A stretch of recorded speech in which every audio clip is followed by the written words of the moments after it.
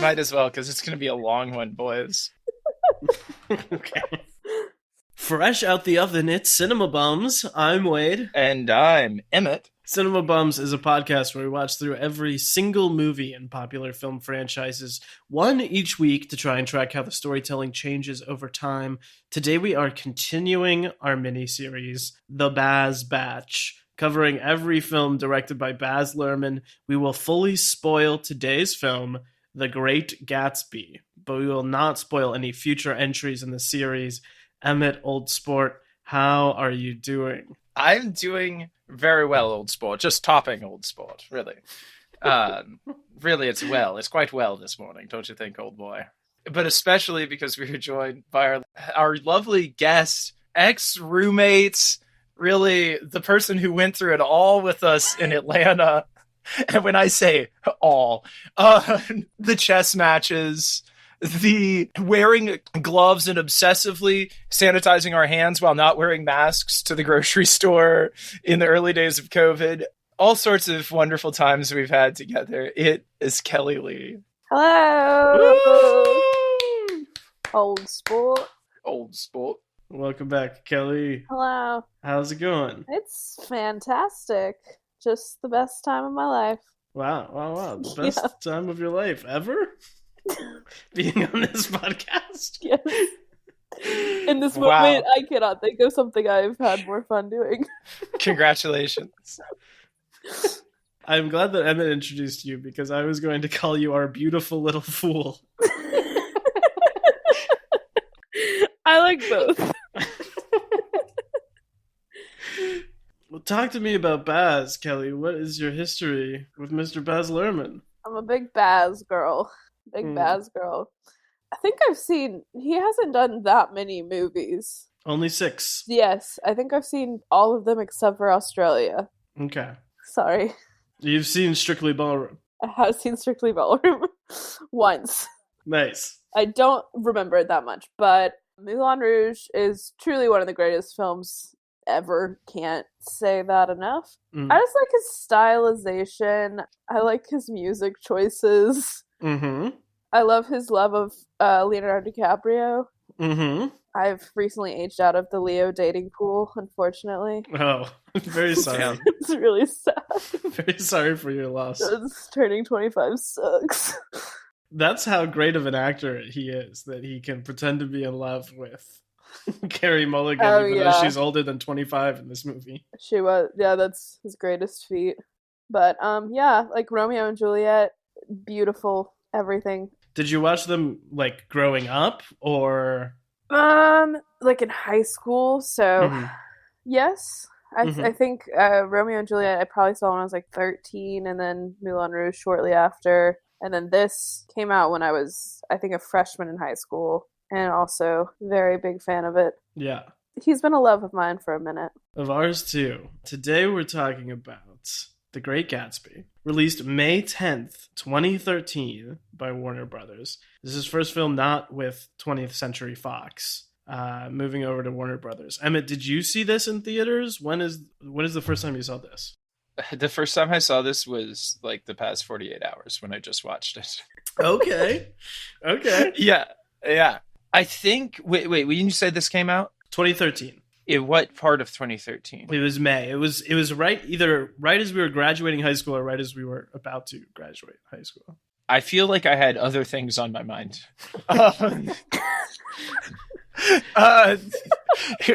We'll get into what any of that might have been, but this is the first time I saw it, and at the time, I was definitely aware that it was coming out, and I had also never seen the other version of this movie from the 70s, but that I believe stars Robert Redford. Mm-hmm. I think I just read the book like a year or two before in high school, and I was always like, oh, it's kind of the perfect book. Why make a movie of it? You know, like it's kind of the book says everything you want to say, like in as concise a way as a book possibly could. And it's like basically already just the hits. So I was like, what's the point? But then people love it. So I guess that's the point. I don't know. So I saw it for the first time in like the past moments. Wait, did you see it then when it was coming out?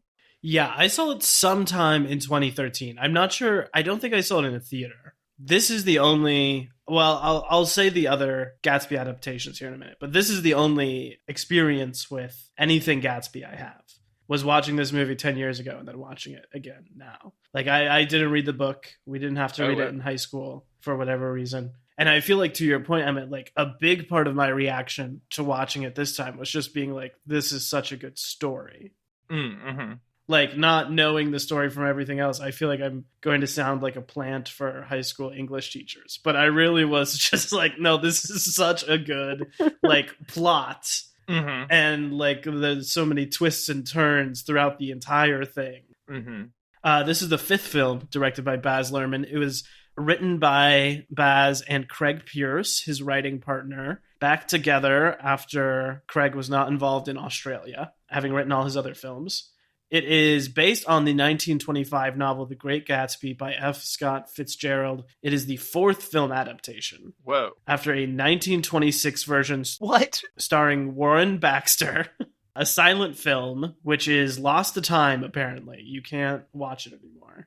There was a 1949 version starring Alan Ladd, and the 1974 version starring Robert Redford. And then this, and right now, apparently Apple TV is making an animated version since the novel became public domain last year.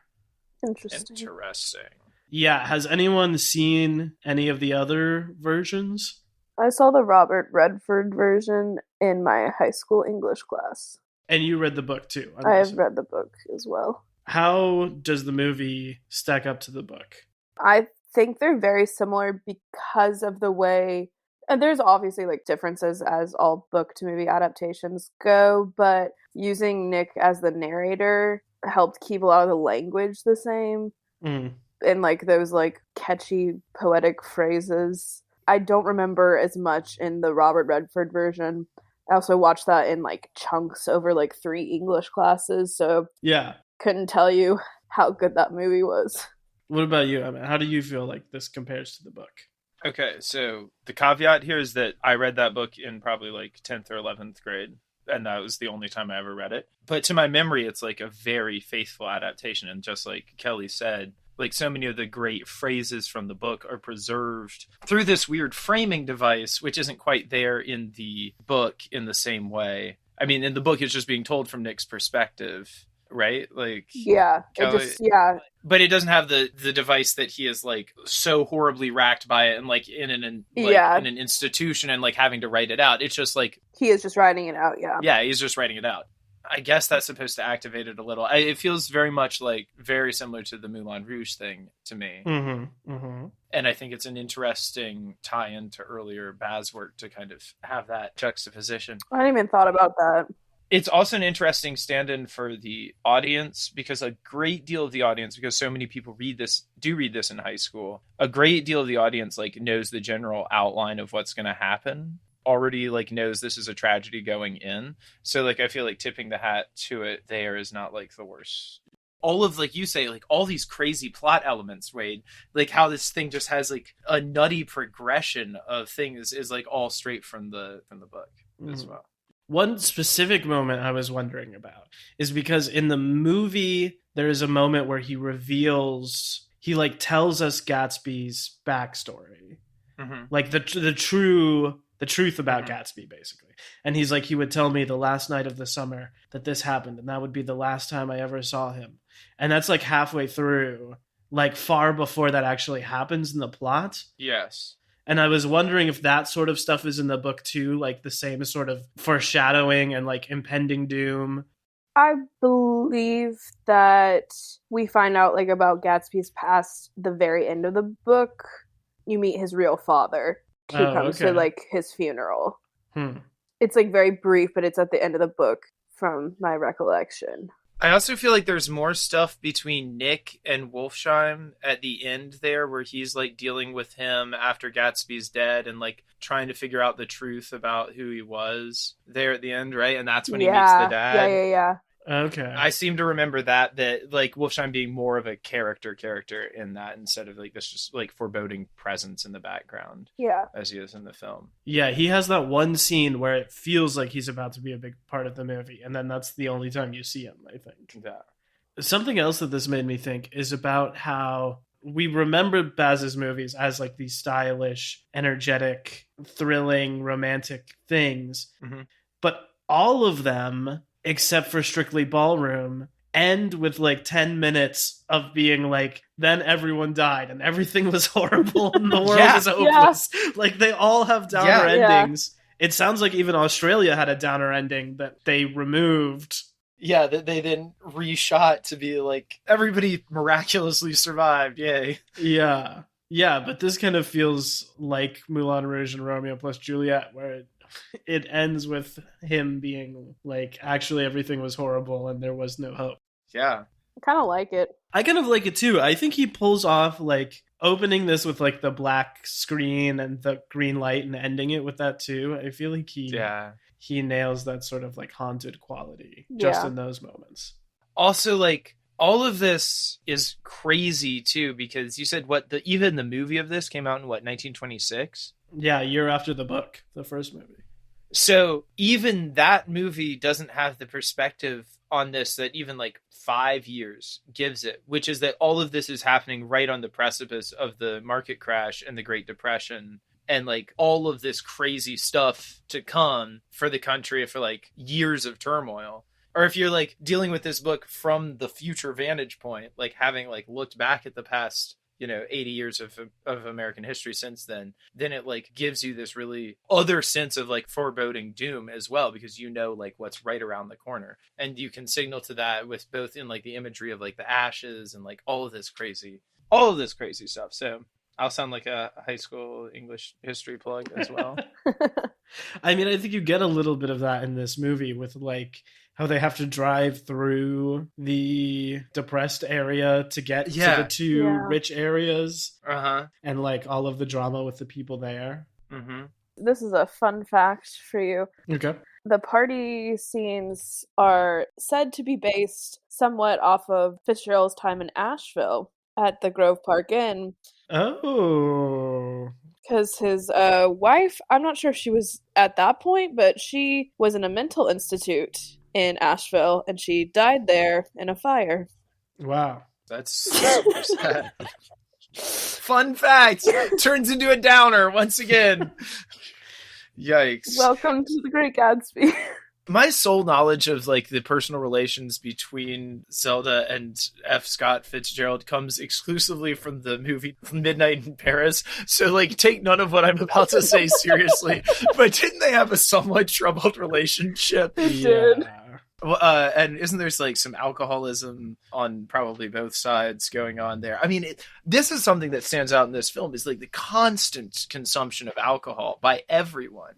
Oh, and then Joel Edgerton in the role of a lifetime here. Like, truly great. Hating Gatsby for, like, importing alcohol. But they're all, like, it's all illegal still, and they're all still drinking it. Yeah. They're getting hammered on this filthy, cheap booze. Crazy. The thing that I remember hearing in English class about the Fitzgeralds is that Zelda, like, decided late in life that she wanted to be a ballerina, like way past when you can actually do it, and basically just like destroyed her body and her mind, like trying to become a ballerina in her like late 30s. That's insane. People also say that Zelda is the one who actually wrote the books. Oh, interesting. That he took her writing and published it himself. Wow. Who's to say if that's real, but historically, men like to take things from women. Not everyone. Men are good sometimes too. Oh, that's okay. No, that's very true. You don't have to. I was just wondering. I don't know. I feel like there's not a lot of insight on Daisy, and I feel like there might be more. That's true. If she had, but that's not to say she didn't. Yeah. What do you make of this Nick character? And like, is he a character? Is he a protagonist? We've become embarrassed to ask this question, as Wade just said recently. But who is the protagonist of this movie? I also was wondering that, because when I was reading the questions on the email, I was like, is it Gatsby or is it Nick? Mm-hmm. But I think Nick is the protagonist, because Gatsby's almost like this like god figure that Nick has like kind of an obsession with. Not an obsession, admiration, light obsession. Yeah. that he's like not ever really real almost. There's like a few moments when he like kind of cracks, but I think for the most part he is like the persona he wants himself to be. Yeah. I think it's definitely Nick, because we don't even meet Gatsby until like exactly 30 minutes into the movie. Yeah. And we have like Nick both in the present in the framing device and like narrating this whole thing. Yeah. And I think he makes the choice at the end. But that was also kind of a surprise to me because it's called The Great Gatsby and the poster is just Leo's face. You kind of do think that he's the lead, but then watching this, I was like, oh, it's not actually really that much about him. But I feel like all of the acting stuff is between Leo and Daisy. Who's Carey Mulligan. Carey Mulligan playing Daisy. And Joel Edgerton, just like acting his ass off in every moment of this movie. He's so good in everything. He's the most underappreciated, I feel like. And he has so many different, like he'll pop up as Owen Lars in Star Wars. He'll pop up as Falstaff in The King. He'll pop up as the bad guy in Red Sparrow. Like, he just sort of does it all, and he's always so good. Yeah. Incredible. To backtrack to a slightly earlier point you made, I do agree that there is not that much about Daisy in here. I wasn't sure if that was from the book, and I also feel like, do you kind of need that for like the ending to work? For this sort of twist ending of like, actually she didn't love him, they left, all people with old money are evil. Like this kind of like heel turn at the very end. Yeah. I think it's more complicated than that. And I think that like painting her as a villain in that moment is exactly like the thing that having some deeper insight on her would not do. And then would like also make this more sad. Like if the answer, like if it's leading towards like tragedy, it's still the events of the book would still happen. But I just think like, I don't know. I think there's all that crazy stuff in that scene in the apartment where she's like, I love him too. Like there's more than one thing going on. If I recall in the book, I think you meet her daughter actually. And I think you see her be a mother. It's not like a ton, but I feel like you have her be a mother. I feel like that adds a whole nother layer. And like, she has a kid with Tom. Yeah. That is a whole thing why another reason she would stay with Tom. I felt like that was part of what Baz was doing in this movie, though, because you hear one reference to the kid at the beginning, right? Nick asks her about the kid. But then the only time you see the kid is when they're leaving town at the very end after like the reveal. So I thought that was kind of part of Baz's thing, was being like, you kind of thought you knew this person, but actually she belongs to this like higher world that you could never be a part of. Yeah. And she like has this whole, she is a mother. Like there's these whole other things that you have no idea about her. And that just sort of comes into focus after Gatsby has like completely lost her. Yeah. That's interesting as well. And I feel like the tragedy that it leads to is basically him thinking that he did get her in the end, but when it's actually Nick calling. Like Nick is actually the person who cares about him. Yeah. That felt to me very much like the Romeo plus Juliet ending too, where like they have like the one final false realization before they die, basically. That is super sad too, and especially like the idea of Nick being the only one at the funeral and like trying to get everybody to come after everyone's like slandered his name in the papers. In the book, if I recall, there were two other people, his father's at the funeral and that allied dude who was in the library. Oh, the old dude? The old dude who's in the library when him and Jordan are like, who is Gatsby? Oh yeah, I do remember that guy. And he's there too? Yes. Huh. I don't remember why, but he is. Nobody loves a zoom in on a newspaper headline more than Baz. Yeah, for real. That is in all of these movies. Of like major events being told in a newspaper headline. Continuing on, the score for this one is by Craig Armstrong, returning from Romeo plus Juliet and Moulin Rouge.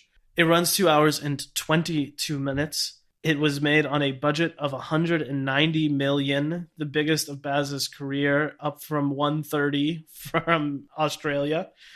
And it had a box office of $353 million worldwide.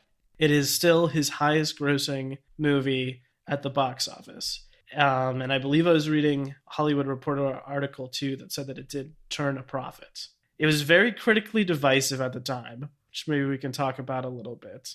It sort of was, and maybe still remains, like a love it or hate it kind of movie. It's got a 55 on Metacritic compared to Australia's 53. So they're the two lowest of Baz's career. And at the Oscars, it won the two categories it was nominated for, Best Costume Design and Best Production Design, which were both won by Catherine Martin, production designer for all of Baz's movies, and his wife. She also won both of these for Moulin Rouge, and she was nominated but did not win for Romeo plus Juliet and for Australia. So at this point, she's got 4, he's got 0. Yeah. Right? That's crazy. That's nuts. Yeah, and he has never even been nominated for Best Director. He was nominated for Best Picture. That's absurd. Yeah. I'm pissed. For Mulan, he was nominated for Best Picture. But that is my question, like, why do we think that the Academy views Baz movies as like craft only, you know? I mean, and not to say that like the costuming and the production design is incredible. Yeah. Absolutely. Yeah. And deserves it for sure. But like it all serves this a bigger picture. And I think the movies themselves are, yeah. He's the one who like takes the production and costume and like uses it and I think he does it phenomenally. Especially with Romeo and Juliet and Moulin Rouge. Yeah. Like Moulin Rouge, especially as something that he wrote and directed, this whole like crazy vision and then like kind of manifested through a bunch of different artists, I think. And you're not gonna at least toss some credit to the person who like planned it all? Yeah. Nuts. That's a movie that holds up 20 years later. Yeah. It's still mind-blowing. I can't believe he's never been nominated. I didn't know that. Yeah. Let's start a petition. But also excellent, incredible work on the costume and production in this movie. Like those party scenes are insane. And Yeah. like the dancing. And I feel like this movie takes its time in the shots more. Like there's not as much of that rapid cutting. So you really get to observe like the whole decadence of the party, which is really exciting. Yeah, I feel like this movie does a better job than Australia of like keeping the Baz style, but updating it to be like a little more palatable and like more of a modern movie in that sort of sense. Mm-hmm. I mean, they did release this in the summer, positioning it as like a blockbuster instead of like an awardsy movie, prestige movie. Also, I think that Leo should have been nominated for this. I think that it's one of his best performances. I agree. Oh, it's so good. He is unbelievable in this movie. He turns around at the when he turns around at the party, like that is like the most. It's iconic. Like I don't even need to see any more of him in the movie. Like that little smile he gives with the little champagne glass raise, Oscar worthy. He's great in the rest of it. The funny thing is that I remember 10 years ago watching this in Romeo plus Juliet and being like, oh, he's so young and dreamy in Romeo plus Juliet. And he's so old in Gatsby. And watching them now and being like, oh, he's so young and dreamy in Gatsby compared to how he looks now. Yeah. And like how great of a performance it is. It's so good. You know, if you want to read the tragic love story of it all, it's the love story of Nick and Gatsby. I agree. Like Tom and Daisy and all the rest of them are just like plot complications that are happening on the sidelines, and like that's the tragic arc there. Because you're right, because like it's about Nick calling to see if he's okay, and him thinking it's Daisy calling, and the false realization at the end. I think that makes sense textually. I'm not sure if old Toby is exactly playing it that way. Well, he is and he isn't, because let's talk about it. We haven't even mentioned him 30 minutes in. We haven't mentioned that Tobe M.F. Maguire is in this movie, acting possibly for the first time in his life. And it is a wonder to behold. He acted in Spider-Man 3. So he did. He acted a fool.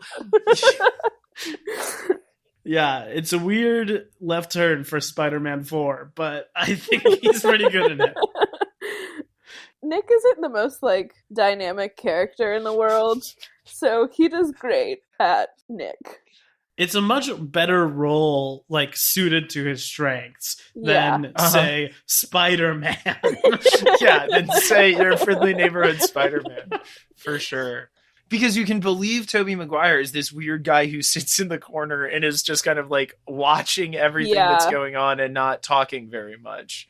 Okay, but that is like one of the things that stuck with me the most in this movie is when Joel Edgerton is like, "You like to watch, I remember that from college." Like, yeah. Whatever weird sexual thing is going on in this movie. And then there were also points where I was like, is Toby playing it like he is in love with Daisy too? Yeah, sometimes. And that's the deal, is that him and Gatsby are both in love with Daisy, even though she's his cousin. It's the 20s. Because he's the one who walks in and like sees her in slow motion, like tangled in the drapes, a la Romeo plus Juliet. Yeah. And then when she comes to his house, she's like, "Oh, are you in love with me?" Which, like, just personally is not something I would say to my cousin if they invited me over to their house. But what if your cousin had a just room full of flowers when you entered the house? It still wouldn't be where my mind would go. Be like, all right, who died? There is that thing. And also, is it his close cousin, like his first cousin, or is it his, second or third cousin, and they're rich people, so they have to, marry. Keep the inbreeding. They have to keep the inbreeding in so that they can keep the money all in the same, in the same joint bank accounts. And did he spend college watching her and Joel Edgerton have sex? Well, it wouldn't have been her and Joel Edgerton. It would have been whoever Joel Edgerton was with in college, presumably. Right. Because they have only been together for 5-ish years. Their little girl looks like she's 8, Yes. and they've been married for 5 years. But we don't need to get into that. Yeah, I had that exact that girl is like a full kid going to school, and they've been married for maybe 4 years. So I don't know. Also, when they mentioned the girl at first, she's like, she walks and talks and stuff. So, I feel like that's like a fresh baby. Yeah, that's that sounds. And then you see her, and you're like, oh, she also does a part-time shift at McDonald's on the weekends. Yeah, I think that Toby is really good in the third wheel scenes. I think that is the best stuff from him, is when he's sort of palling around with the two of them and just kind of being like, something seems off here. And he's like awkward funny in the background. I feel like that is his best performance stuff. I also think, but what is this thing? I don't know. Why is Gatsby always bringing him along too? Why does Gatsby want him there also in that this long, beautiful scene where they're going through the house and he's throwing the shirts down on her? Mm-hmm. I feel like Tom is the first real friend Gatsby's had that is not wanting something extra. And he's like, wait, I actually like this dude. He's not just trying to use me for my money and stuff. Because earlier Tom's like, oh, it's a favor, or it's something he's for a friend or something like that. And Gatsby seems shocked by that answer. He doesn't want money or anything. He's just we're friends. I'm gonna do you a solid. Yeah. So I feel he's wow, I actually have a real person who cares about me, not for my money and what they can get from me. So I feel that's probably why he keeps him around. He's these are the only two people I trust in my life, which Daisy didn't do him right by that. But even that, he says, no one has ever been invited to one of Gatsby's parties, but every single person in the city shows up except for Nick, who lives next door. And Gatsby has to send him an actual invitation to get him to come and talk to him, I feel like he is not behaving in the way that Gatsby is used to people behaving. Yeah. Yeah. And I think that he does genuinely care about him too. I think you get that from Leah's performance in this movie, at least. I don't know how it is in the book. I feel Gatsby has big feelings, obviously, towards Daisy, but I think he does he's not just like a cold, callous, rich person. Yeah. Well, and I think that's part of what they're trying to illustrate with his like rising through, like helping this guy and like rising through, like going over and being a war hero and like doing all of that sort of stuff. Him being like kind of selfless and like actually living the American dream that everybody was talking about, especially at the time of like, you know, kind of rags to riches. Then it turns out the only way that you can get like that filthy rich is, of course, by doing some sort of illegal dealing. Yeah. Yeah, and then of course he's mixed in with organized crime eventually, like, and that sort of stuff. Which is why he's always getting calls from all over the country. Last thing I wanted to say about the Oscars is that extremely rude to Lana Del Rey. Yeah. To not get a Best Original Song nomination for Young and Beautiful. Was that written for this movie? Yes, it was. Wow. That's incredible. Still a bop. It is. It's one of the best like song to movie matchups I feel like we've had, and yet no nomination. I think it is probably her most popular, famous, well-known song, but also like it holds up today. It's not just like, doesn't feel like 2013. I'll listen to that on my drive to work. Mm-hmm. Okay, here are the other nominations from that year. I just look them up. The winner was Let It Go from Frozen. A pretty stiff competition. By Adele Dazeem. Adele Dazeem. You've got Happy from Despicable Me 2 by Pharrell. And then you've got The Moon Song by Karen O from Her, and Ordinary Love by U2 from Mandela Long Walk to Freedom. No, good God, please. Please. What? So I think that Young and Beautiful should have slipped in there, in my opinion. Yeah. Wow. Incredible. Emmett, we've just arrived at the summary, although I feel like we've talked about a lot of the plot. But are there any moments, I guess, you want to mention here?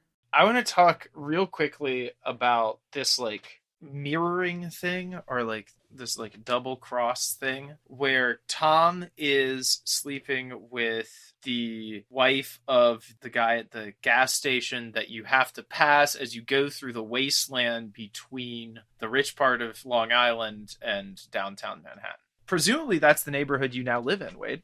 Probably. But I think there's this really interesting thing where, okay, so Tom is sleeping with Myrtle, that guy's wife. Daisy is gonna maybe be cheating on him with Gatsby. So there's like several sets of people who are either being cheated on or cheating on someone else. You know, there's like a lot of that going on, and there's like this interesting play of like Daisy knows that Tom is like sleeping around, but he always comes back to her. That's his justification, and like she's gonna leave and go with Gatsby. Gatsby feels as if he's been married to her the whole time, which is like obviously some crazy thing that he's cooked up on his own, but is, you know, like meaningful to him in some way. And then Tom is all messed up because Daisy ends up killing the woman that he was sleeping with, cheating on her in the car accident. And then the guy thinks that Gatsby did it and goes to kill Gatsby, who is the one who is endangering Tom's relationship, and then kills himself. So like Tom and Daisy are actually like back together, each having in some roundabout way been responsible for the death of the other one's lover cheating person. Isn't that interesting? That is interesting. I like think that's a really like interesting pattern that's going on in this plot, and you like see it all kind of get set up in the first chunk. How there's like all of these different like moving pieces that are connected to each other, and then it like crashes together at the end in a literal car crash. I don't know. I think it's pretty wild. Also, like, as a literary device, I feel like the car crash had to have been a pretty recent invention. Oh, interesting. Yeah. When he wrote this, because, like, cars were not mass market items until, like, right around that time in the early 20s, right? So if you were writing about it, I don't know how many car crashes would have even been, like, used as, like, the explosive conclusion to a thing before. So reading it then must have been, like, especially wild. That's interesting. And, like, especially this, like, ties into this whole Denny thing of, like, Denny saying, like, now that's the most common trauma to, like, most 21st century, like, North American citizens is, like, some sort of car crash. Right.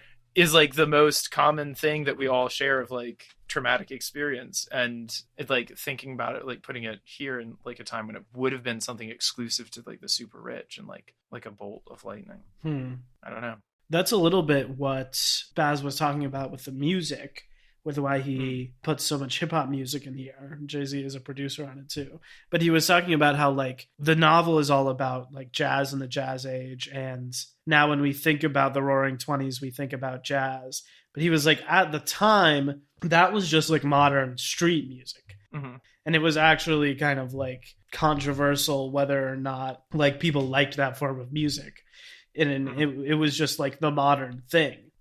Even though we think of it so much as being like the thing of that time. So that was sort of his thought, was being like, what is the modern street music that you can update it with today in the same way to like evoke how jazz must have felt at the time, I guess. That's crazy.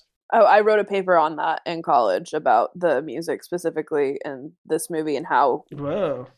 I read it last night. It was not the most mind-blowing paper you've ever read by a 19-year-old Kelly, but no, but Jay-Z, I talk a little bit about him in that paper. I do think that's like super interesting that it's like to a modern audience, jazz is like boring, and not everyone. I enjoy some jazz. Wow. I like jazz. But... Jazz found dead in a ditch after Kelly fatally murdered.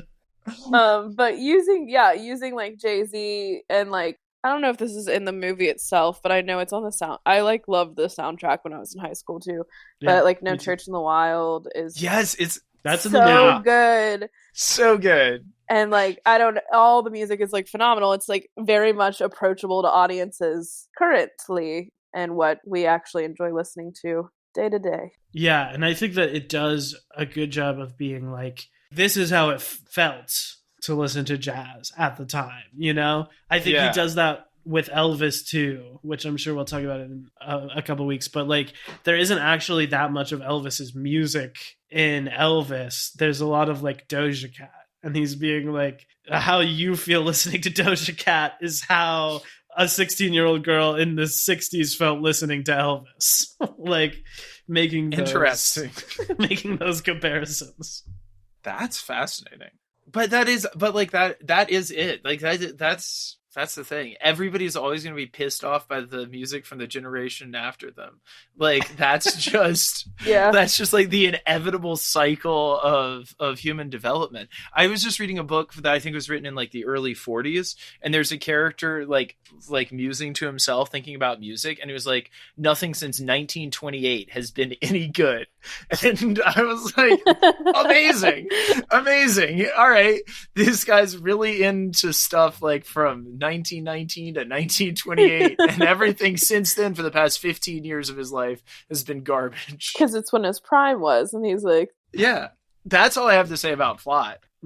They're born ceaselessly into the something. Or ships into the night, something. Like ships. that pass in the night and speak not to one another, I believe, or something. Yeah, but it's a real downer of an ending. What do you think about that? What do you think about romantic tragedies, downer endings? Where were we as a society in 2013 that we could handle a downer ending like this? I was much happier. Okay, that was another one of my thoughts watching this movie. Is like, when is it going to be party time again? Like, when will we get to the part where like we are in the era that is defined by just having a lot of parties and having fun? Because that is what I would like. We're not going back there. Hey, do you remember that one year that we lived in Atlanta before all the hit the fan? That was it, bud. I wasn't there yet. I know. You missed it. It was fun, Kelly. The 3 times I came and visited, it rocked. Laura was like, you know that this led to the Great Depression. And I was like, I feel like I have only lived in the Great Depression. Like, I would like a little bit of the party time, too. Yeah. were the 90s really that fun? Is that what happened? Did we like, is that like, come on. No, everyone was just angsty. I was 3. Good times. No bills. Kelly, flop or bop to Absolute The Great bop. Gatsby 2013? Absolute bop. This is genuinely one of my favorite movies ever. I've probably seen it 10 to 15 times in the last 10 years. Whoa. I enjoy it a lot. I'm a big Leo fan as well. And I think Carey Mulligan is phenomenal as well. Mm. I think she just has a broad range as an actress. She is so like soft and like, I love the music. I love the stylization. Absolute bop. I think it's my second favorite Baz Luhrmann. After Moulin Rouge. It feels like the closest to Moulin Rouge with the same sort of like big parties and musicality. Yeah. How about you, Emmett? Flop or bop? It's a bop for me, but I'm not as wild about it as I have been about some of these other ones. I think it all works. I think my main issue with it is just that having already read the book, you know what happens. I think it draws out a little bit. And I feel like I wish there was more of that snappiness that there is in Romeo plus Juliet and Strictly Ballroom, where it's really concise and gets the point across. This is a very short book. I don't think it needed to be a 2.5-hour movie. That's my qualification. But wait, flop or bop? A bop for me. I loved rewatching this. As someone who hadn't read the book and had pretty much forgotten everything about the first time I saw it, except for like the visual images. Mm-hmm. Like I remembered when he sees her for the first time in the flower room. I remember that someone died in a car crash. I remembered them like racing through the streets in the car. That was basically all I knew about this going in. And I think that it has like such strong source material. And I felt like it was the most consistently entertaining Baz movie that we have watched so far. It kind of goes back to like the Baz structure we've seen before of like, you've got a little framing device, then you're like doing the movie at 2 times speed for a while. But then I think even when it gets serious, like I think because of the strength of Fitzgerald's plot, that stuff works for me more than it does in Moulin Rouge or even Romeo plus Juliet. It slows down to give you that like big scene, 10-minute scene in the apartment where it's like the 4 of them going back and forth. And I feel like that's like maybe even the best scene in the movie. I agree. That is one of the best. When we got there and there was still an hour left on the clock, I was like, oh no, like what is going to happen? But I feel like he manages to keep up the pacing and there is enough to get through in the whole end that it is like consistently fun to watch that the whole thing. What's crazy is it doesn't feel like when I watched it, that does not feel like an hour. The rest of the movie feels like 20 minutes. Yeah. And I like to, as you were saying, Emmett, how there is so much of his other movies in here. Like you've got the framing device that is taken from Moulin Rouge, and you've got the energy of a lot of the others. I think there's something interesting in Gatsby's whole thing being about repeating the past. And in Baz calling back so much to his other movies. I mean, I also kind of wonder, like, when I was doing my research about this, I was looking for the quote where Baz was going to be like, I read this book when I was 6 and it stuck with me forever.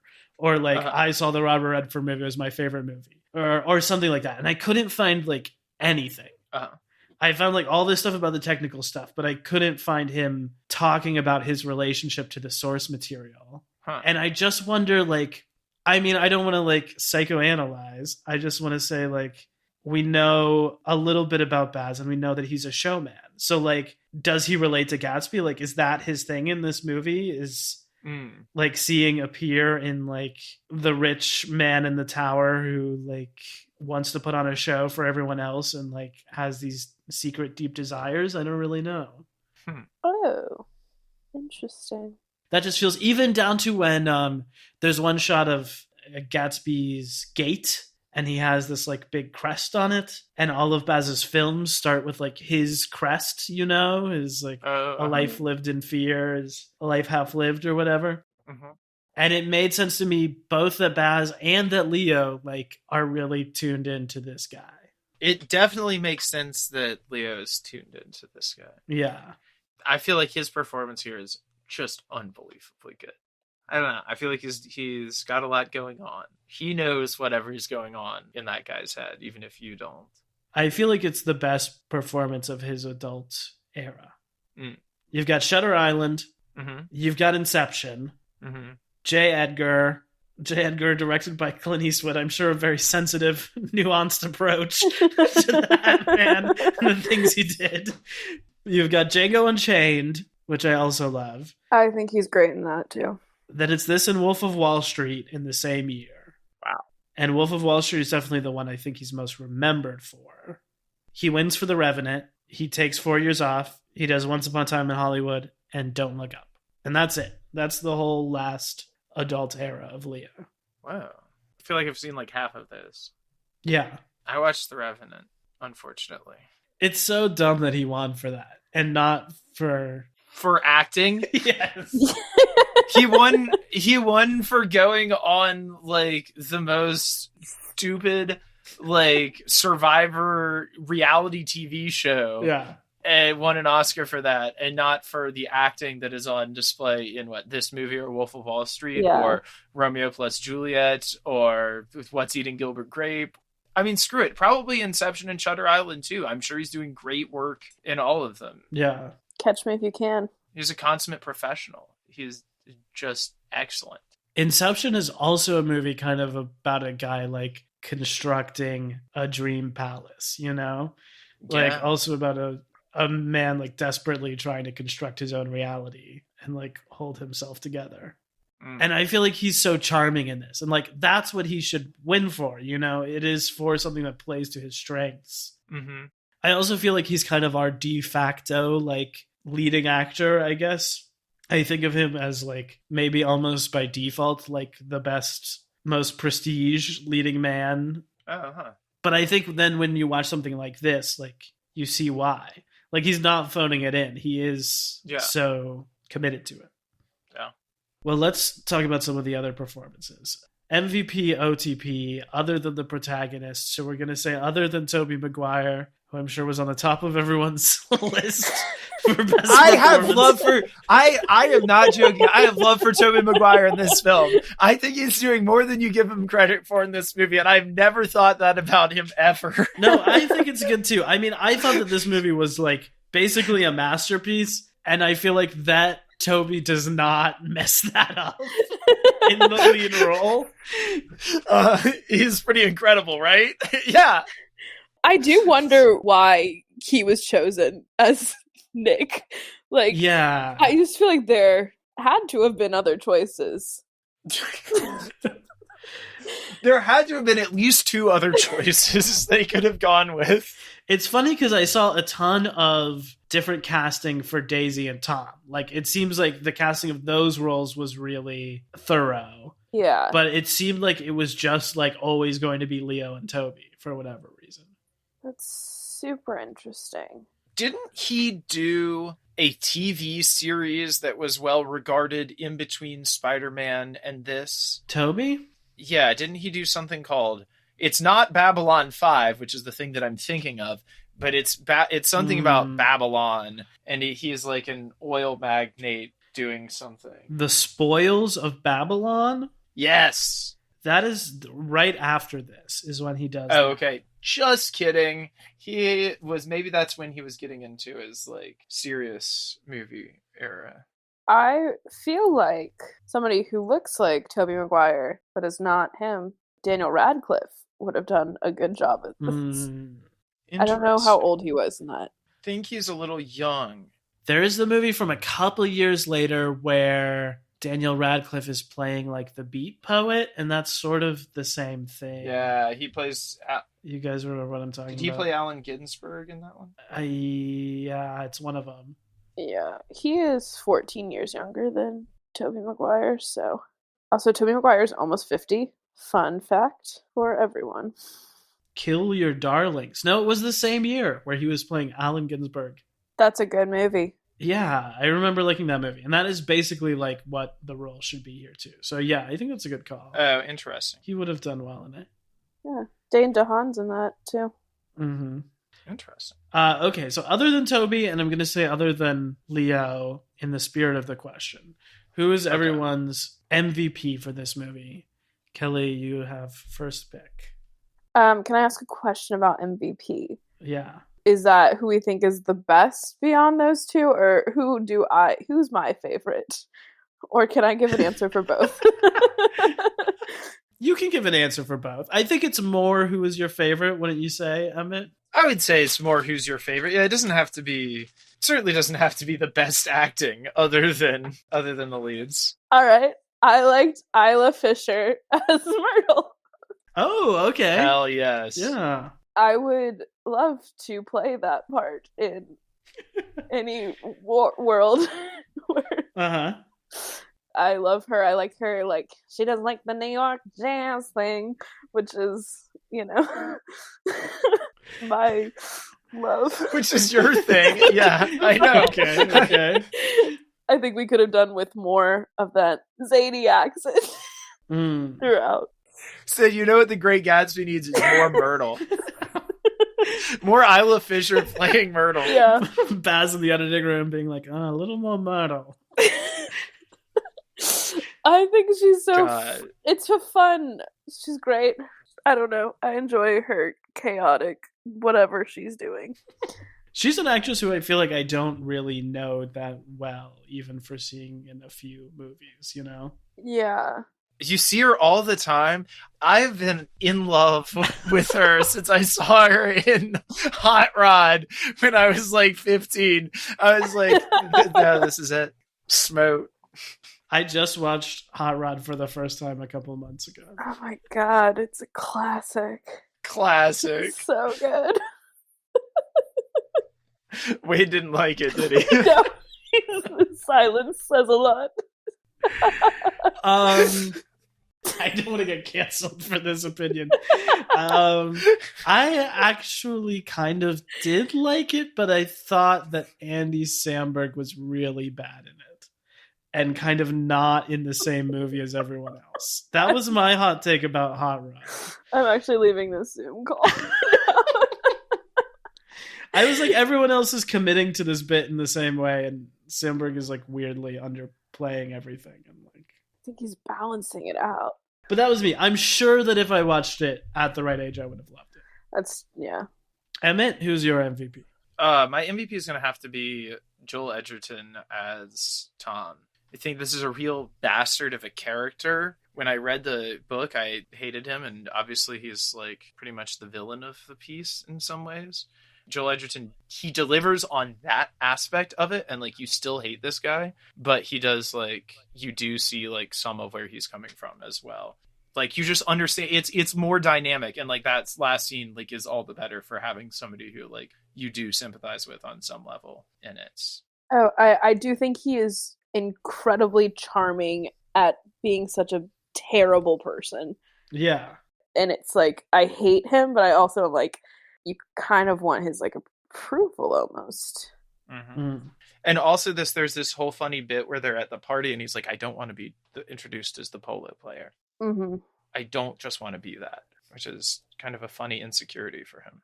It's interesting that both him and Toby's reactions to Gatsby's world are like, oh, this is a bit much, but in different ways, Mm-hmm. Both of them are kind of overwhelmed and like not really into the whole thing.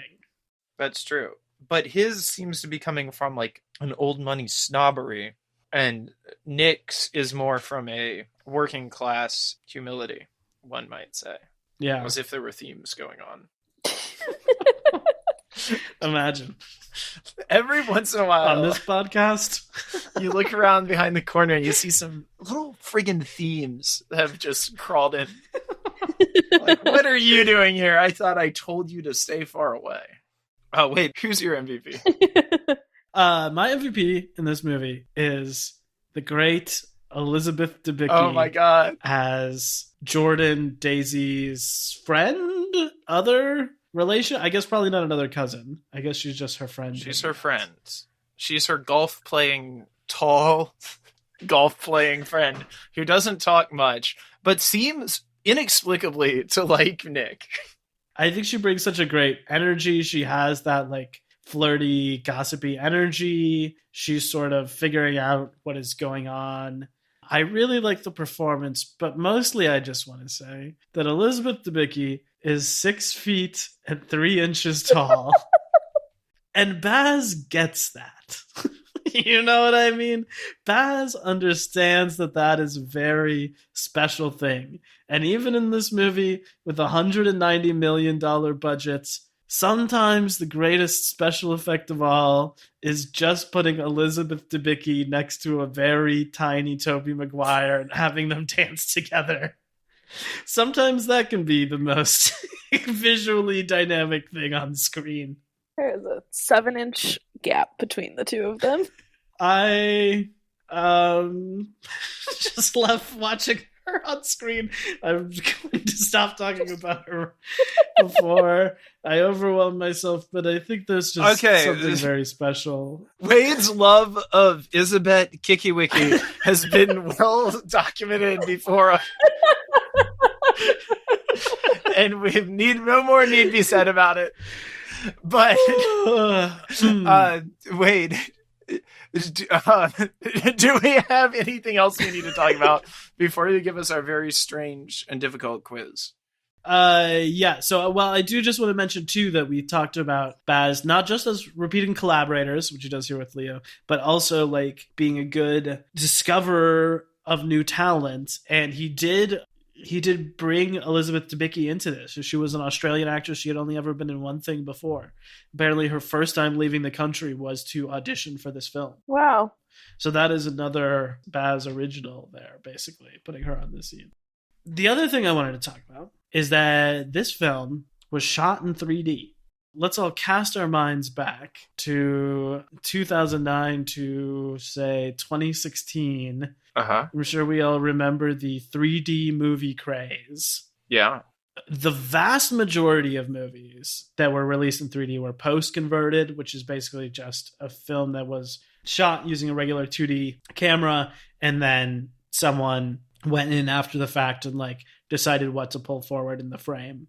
But there are a few, honestly only like a handful of movies that were actually shot in 3D. And most of them are animated. I mean, I'm thinking The Adventures of Tintin with Spielberg, Hugo by Martin Scorsese, Avatar, of course. But there are actual 3D cameras, which is what Baz shot this entire movie with. So it is one of the very few movies in general, but even more rare live action movies that was actually like made to be watched in 3D. Something like this and like Avatar, like it is shot with 3D as like the primary way you should be watching it, and then converted to 2D from that footage after the fact, which is the version we watch now. And I definitely like felt it watching this movie, especially the beginning. Like it feels very much of that like 3D era. I feel like that works for Baz's style and vibes. Doesn't take away from it now, like being like, oh, this was 3D once. I think it still adds to the style. I feel like you don't hear him get credit for like doing good stuff with 3D, but I actually feel like watching this, I was like, no, he kind of gets like what's exciting about it. Yeah. How to use it in like different dimensions and stuff. This brings us to the end of our discussion about Great Gatsby. Kelly, do you have any final thoughts on Baz's Great Gatsby? I do have one final thought. When Myrtle is hit by the car at the very end, Love is Blindness, a version by Jack White, is playing. Mm-hmm.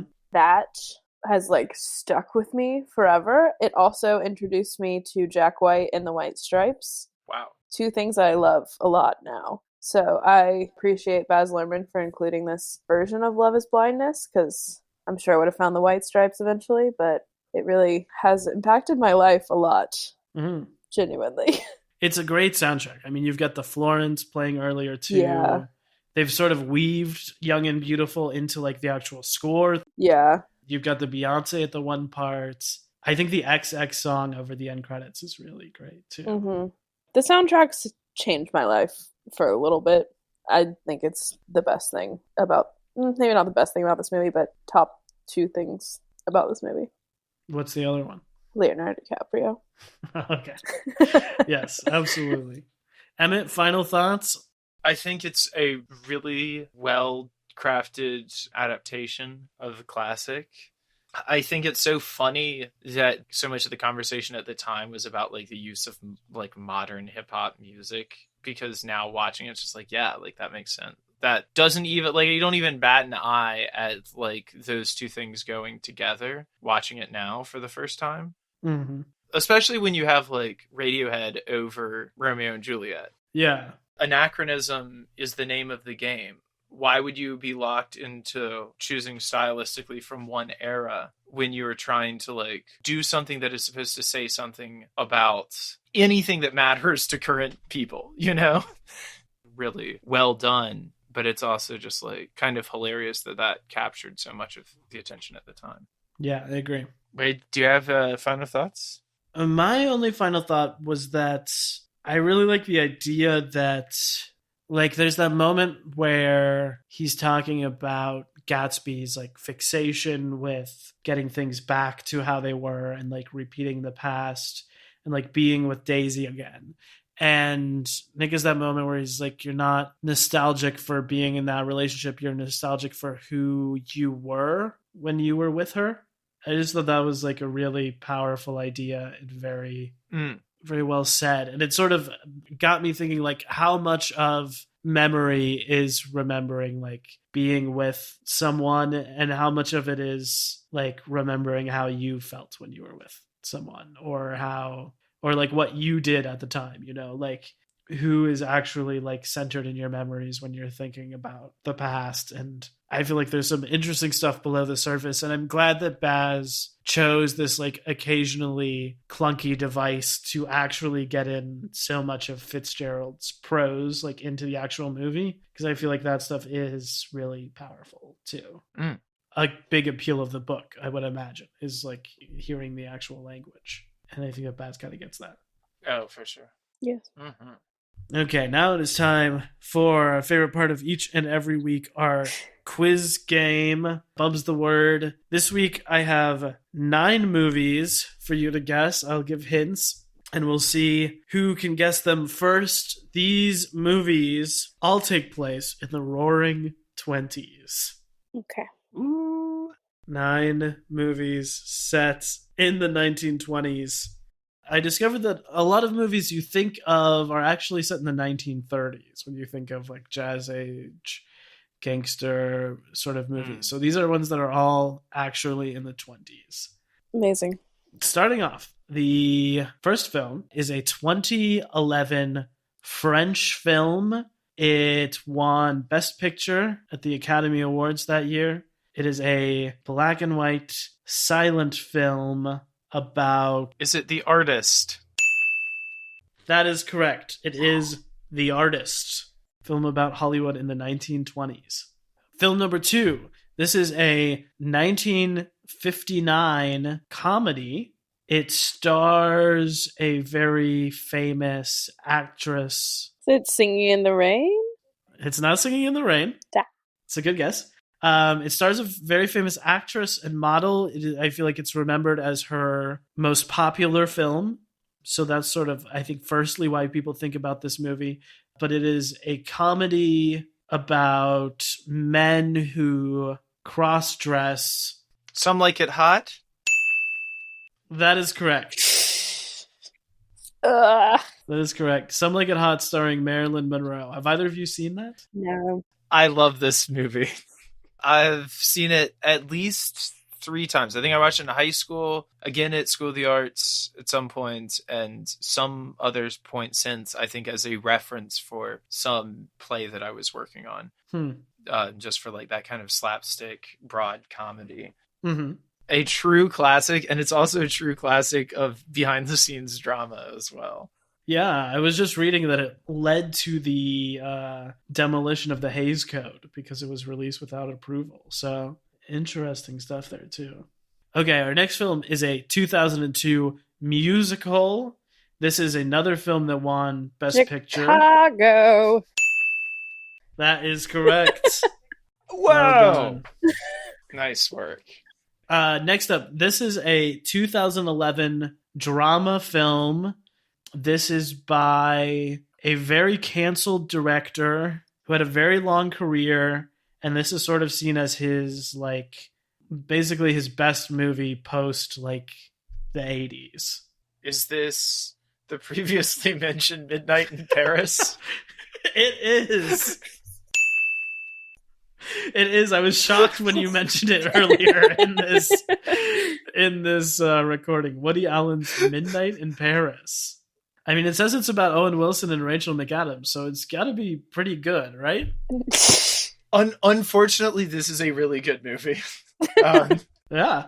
Like, he basically goes back in time. He's living in our age, or in the age of like 2011. He's a writer, and he thinks that the golden age of writing was Paris in the 1920s, and he basically goes back in time when he's like with his fiance, and then, you know, in classic fashion, stuff goes down and wildness ensues. This is the movie wherein I learned everything I know about Zelda and F. Scott Fitzgerald's personal relationship.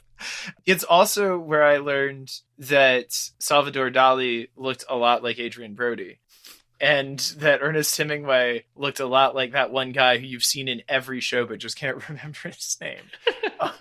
You know, in that new Marilyn Monroe, speaking of Netflix movie, which I do not want to watch, Blonde, No, don't. that Adrian Brody is playing Arthur Miller. And What? I've seen pictures of him, and it looks pretty good too. And I kind of just want to like look up those scenes on YouTube or something. That's kind of crazy. Yeah. Oh, God. That's nuts. Tom Hiddleston was F. Scott Fitzgerald in that movie? Yes, he was. Wow. Yeah. Next up, this is a 1976 musical. It is a English film, a film from the United Kingdom. It is a musical telling a sort of gangster story from the 20s. And I think the conceit here is that they're all played by kids. Even though they're adults, it's like a bunch of child actors playing adults in a gangster story. Wait. Is this a real thing? This is a real thing. I have heard the title of this, which is a name, and I had no idea that this is what it was about. Okay. Wow. Wow. I have no idea. Kelly, do you Can we have get any a shot? first letter? The first letter, sure, is B.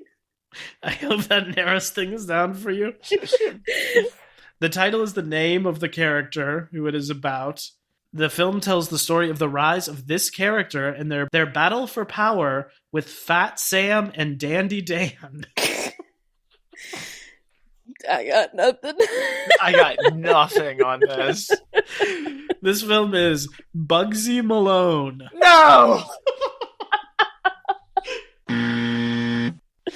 That can't be real. All right. Bugsy Malone. The tagline on the poster is, "Every year brings a great movie. Every decade brings a great movie musical." Bugsy Malone. I don't disagree. Okay, next up, I think we got four more. Next up is a 1992 biographical film. This is a film all about famous comic actor, a famous silent film actor, and It's Is this a Charlie Chaplin movie? it is. That's Chaplin. yes, and it is called just Chaplin, so I will give indeed a point to both here. Wow. Directed by Richard Attenborough and starring Robert Downey Jr. as Charlie Chaplin. That's stunning information on all fronts. Oh, it also said, this is fascinating. It says it features Charlie Chaplin's real-life daughter, Geraldine Chaplin, playing in the film his mother, Hannah Chaplin. Ooh, weird. Yeah, That's really weird. truly weird. I think we need to start naming people Geraldine again. I think it's time to bring it back. I think it's time. Geraldine. Okay. Well, you pioneer that with your children, Kelly, and see how they like it. It's Chester and Geraldine. Chester and Geraldine. Next up is a 1967 musical. It is starring Julie Andrews, and no, it's not that one or that one. Oh, wow. It's not Mary Poppins or Sound of Music. No, and it's not the other one either, because I had forgotten about Mary Poppins. It's also not My Fair Lady. Whoa, I didn't even think of that one. What is you said, what year did this come out? Sorry?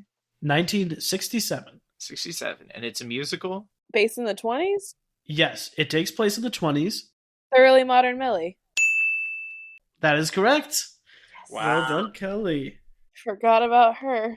Well done. We have 2 left, and right now Emmett is 1 point ahead of Kelly. So it is still anyone's game. This next movie is another biopic. This is from 2004. It is directed by Martin Scorsese, and it stars Leo DiCaprio. The Aviator. That's correct. Whoa. Wow. Okay, what is that movie about? Because I always saw it in movie stores when I was a kid, and I was like, that looks intense, but I can't handle it. It's about, I don't know his name. Howard Hughes. Howard Hughes. His severe OCD, and it wildly disturbed me. That's all I remember about that movie. He says something with planes. Okay. Yeah, it says he's an aviation pioneer, and it is about his time becoming a film producer while growing more unstable due to severe OCD. I've heard of Howard Hughes before, but I didn't realize he was also Leonardo DiCaprio and Violet. His toenails or nails get very long at one point in the movie because he won't leave the little room where he's watching this film that he made.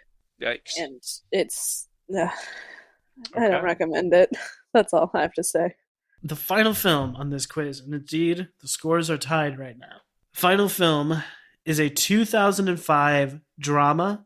It is adapted from a famous 1937 novel I had to read in school. This movie was written by Susan Laurie Parks and stars Halle Berry as the lead. It is based, as I said, on a 1937 novel, which is considered one of the most prominent novels that came out of the Harlem Renaissance, although the novel is set in Florida in the 1920s. Oh, it's Their Eyes Were Watching God. That is correct. That is correct, Emmett. No! Well done. Their Eyes Were Watching God. I didn't even, in truth, know there was a movie of this. I didn't either. That's Is that crazy. a Zora Neale Hurston book? Yes, it Yeah, is. okay. So good. And Susan Laurie Parks wrote the screenplay, so? Yes, and it's got Ruben Santiago Hudson in it, too. It's the male lead. Kidding. So a lot of theater going on there. Huh. Well done to both. Emmett, you won this week in a very tight battle. Ooh. Thank you so much for being here again, Kelly. Of course. Yes, thank you, Kelly. You're worth the whole damn bunch put together. All of them. I'll just start crying there.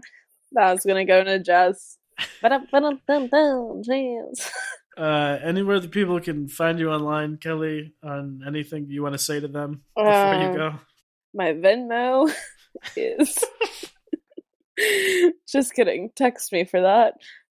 Are you going to say your phone number? And the home address as well? Not my home address. I don't know. Follow me on all. Kelly Rebecca 7. Phone number 828. I'll do that. Your real phone number. Oh my gosh. Okay. I'll bleep it. Incredible. Incredible. Wonderful having you on. Thank you guys for having me on one of my favorite movies. Thank you for being on. You're one of our favorite guests. You know what? Stay frosted. Just like the glass on that windshield was after Isla Fisher smashed into it. Yeah, that's right. It's another downer ending. The death is a little bit Zack Snyder. That's the only bad thing I have to say about this movie is the slow motion pearls flying, woman dying, Body desaturated colors. Yeah, it is a little bit Baz Luhrmann, Zack Snyder's Justice League's The Great Gatsby.